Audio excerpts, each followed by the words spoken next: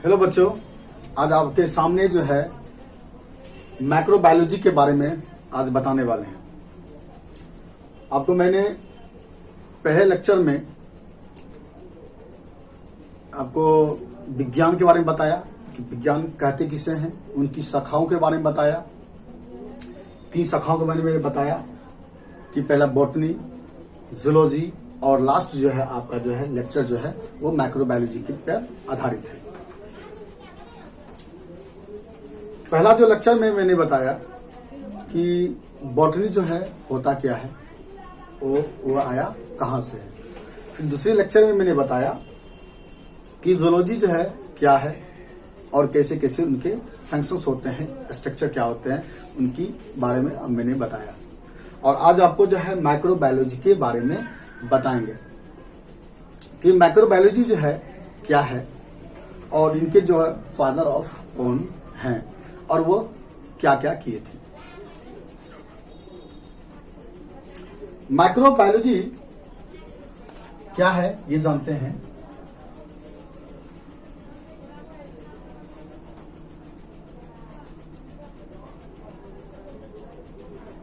Microbiology यानी microbiology जो होता है इसे हम पहले खंड करते हैं माइक्रोबायोलॉजी, यानी इसे 3 पार्ट्स में लाते हैं।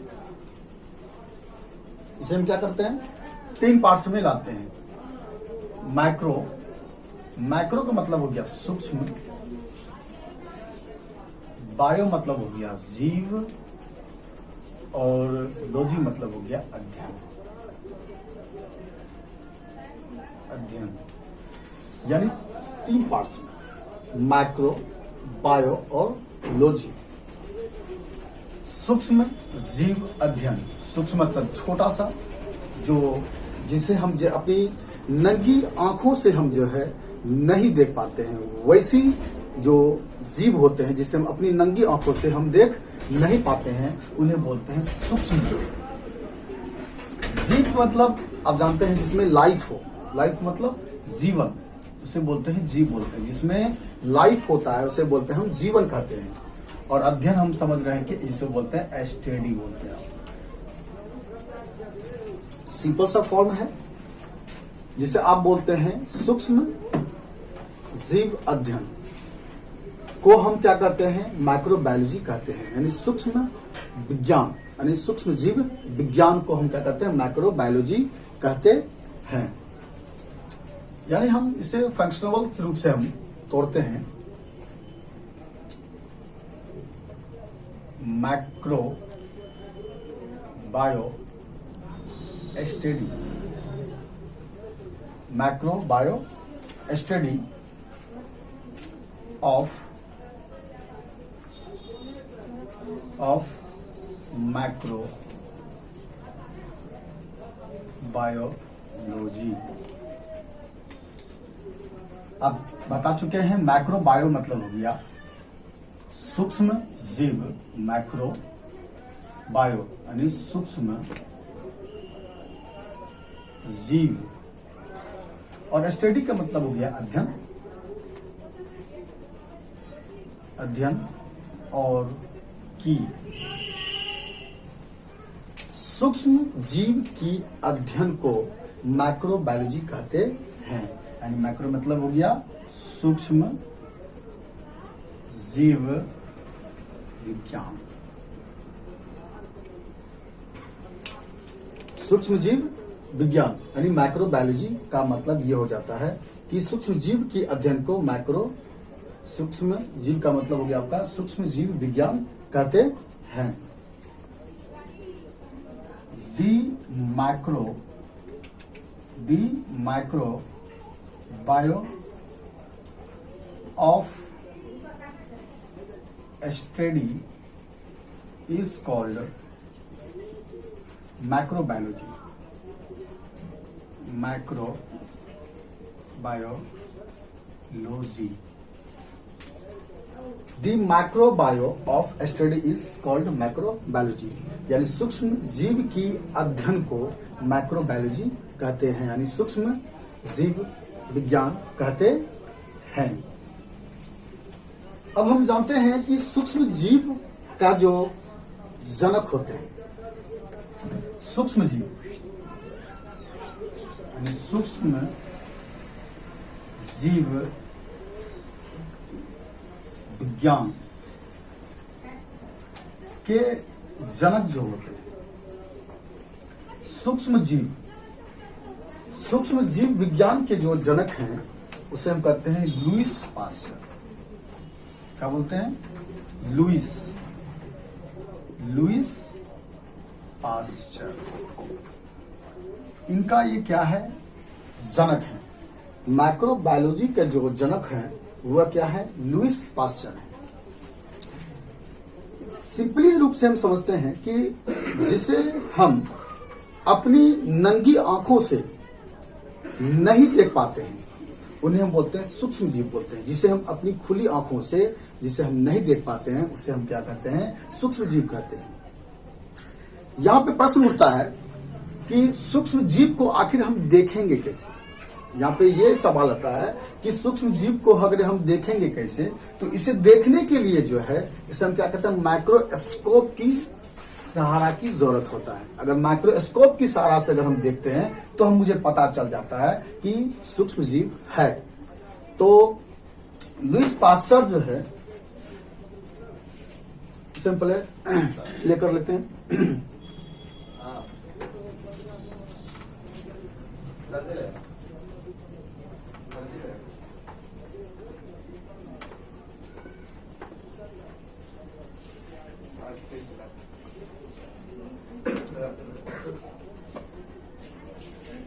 सूक्ष्म जीव में जो है जैसे पढ़ते हैं प्रोटोजोआ,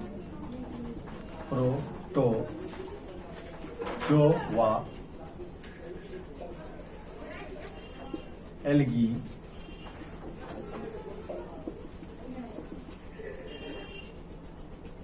बैक्टीरिया,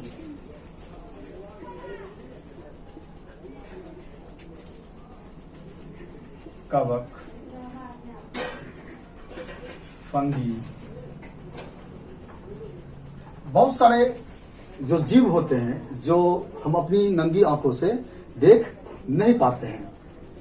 कवक, एल्गी, बैक्टीरिया, कवक, फंगी, ये सब चीज को क्या करते हैं? हम अपनी खुली आंखों से हम देख नहीं पाते हैं। तो इसे देखने के लिए क्या करते हैं? हम सूक्ष्म दर्शी यंत्रों का प्रयोग करते हैं।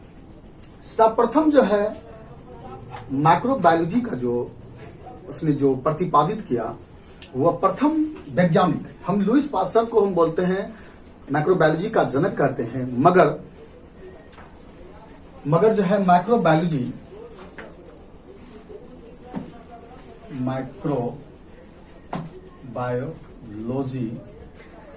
का जो प्रथम यानी कि फर्स्ट जो जनक होते हैं, यानी फर्स्ट यानी प्रथम, फर्स्ट जो होते हैं, जो प्रथम जो जनक हैं, जनक जिसे फादर ऑफ कहते हैं, जो माइक्रोबायोलॉजी का हम जानते हैं कि जो उनके जो है लुईस पास्चर हैं। मगर इसने जो सर्वप्रथम जो उसने माइक्रोबायोलॉजी को जिसने देखा, सूक्ष्म जीव को जो देखा, वह जो था वह था प्रथम जनक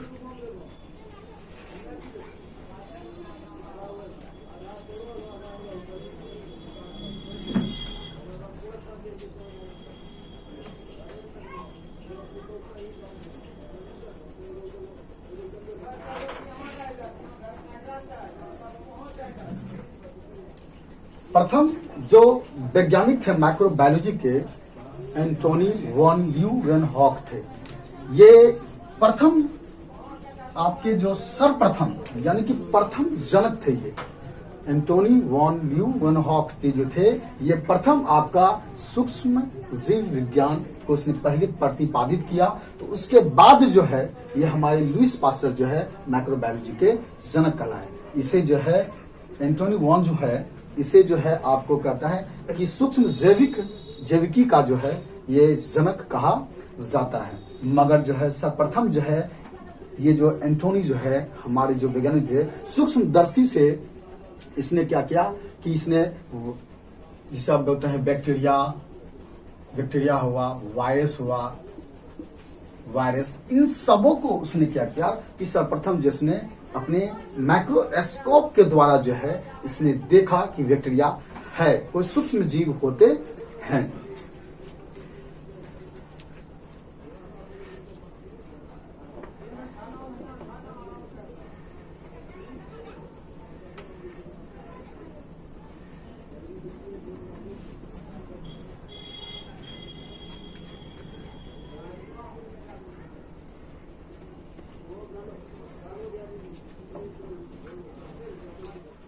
आपको बताया कि जो पहली जो वैज्ञानिक थे एंटोनी वॉन लियोनहोफ जो थे, इसने पहली बार इसने क्या किया कि सूक्ष्मदर्शी यंत्रों से उसने देखा, जिनके कारण जो है इस वैज्ञानिक जो पहली बार जो इसने देखा सूक्ष्मदर्शी यंत्रों से इसने देखा, तो इसे पहला जनक यानी कि सूक्ष्म जैविकी का जनक कहा गया।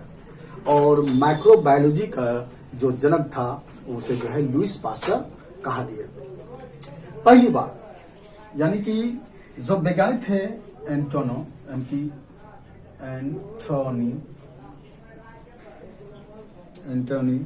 वॉन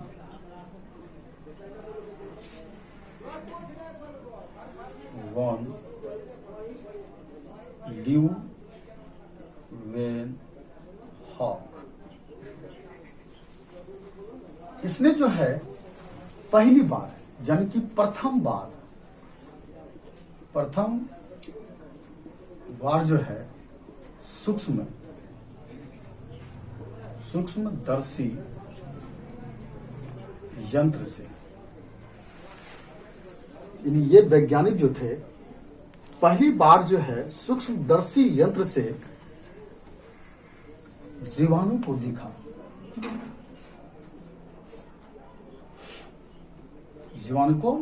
देखा, जिनके कारण जो है इसे जनक यानी कि इसे जो है जनक कहा गया। किसका? इसे जो है इसे जनक जो कहा गया किसका?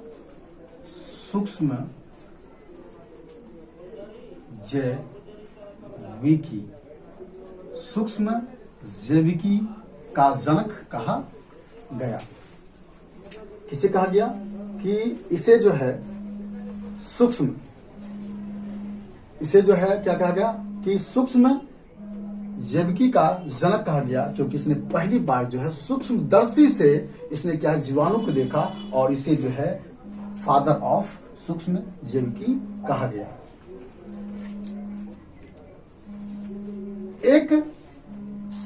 एक ग्राम, जैसे जानते हैं कि एक ग्राम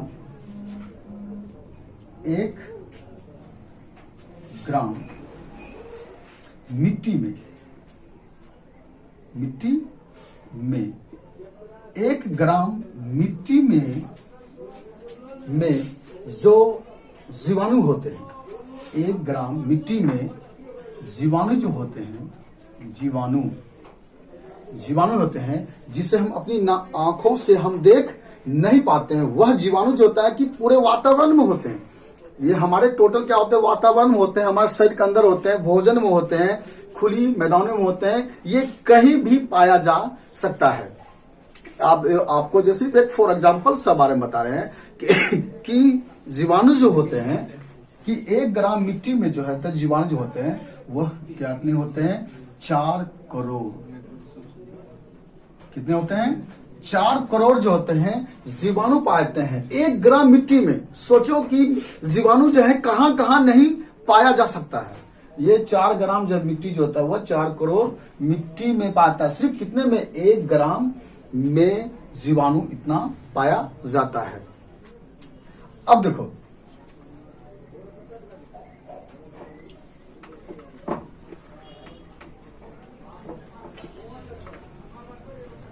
एक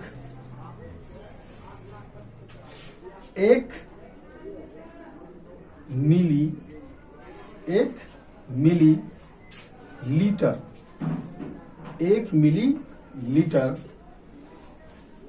जलब में 1 मिलीलीटर जलब में जो जीवाणु पाए जाते हैं जीवाणु क्या पाते हैं, जीवाणु जो पाया जाएगा। तो आपको हम बताया कि 1 ग्राम मिट्टी में जो है 4 करोड़ जीवाणु पाए जाते हैं और 1 मिलीलीटर जलब में जो होता है जीवाणु पाए जाते हैं 10 लाख जीवाणु पाए जाते हैं। यानी कहने का अर्थात ये होता है कि जीवाणु जो होता है वह हमारे सभी जगह जो होते हैं वह पाए जाते हैं। वो हमारे शरीर के अंग हो जाए या हवा में हो या हमारे भोजन में हो या खाद्य पदार्थ में हो, ये किसी भी चीजों में जो है जीवाणु पाए जाते हैं। ये हमें अपनी आंखों से हम क्या करते हैं, खुली आंखों से हम क्या करते हैं, इसे देख नहीं पाते हैं। अब जानेंगे कि माइक्रोबायोलॉजी की जो कुछ शाखाएं होते हैं उनके बारे में कुछ जानते हैं कि इनके प्रमुख जो शाखाएं होते हैं।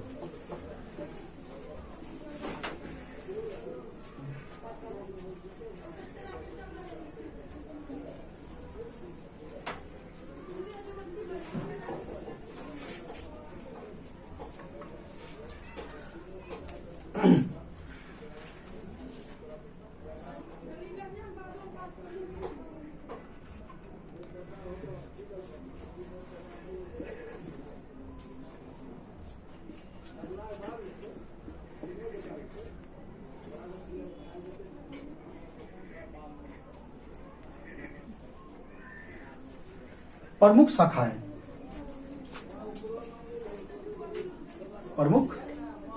शाखाएं माइक्रोबायोलॉजी की जो है प्रमुख जो शाखाएं होते हैं वो प्रथम जो होते हैं विषाणु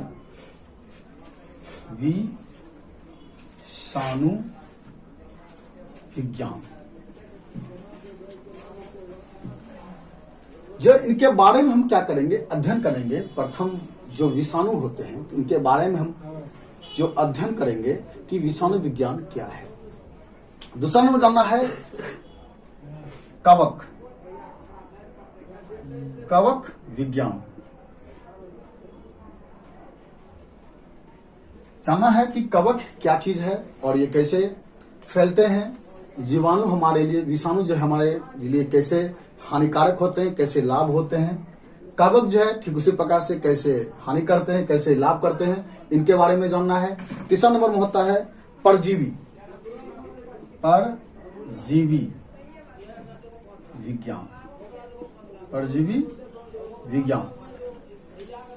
आप जानते हैं कि परजीवी जो होते हैं हमारे लिए फायदेमंद भी होते हैं और नुकसानदेह भी होते हैं।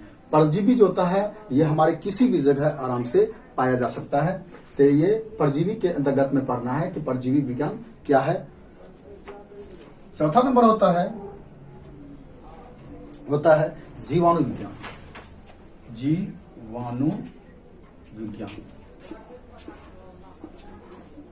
आप जानते हैं जीवाणु बहुत ही खतरनाक होते हैं।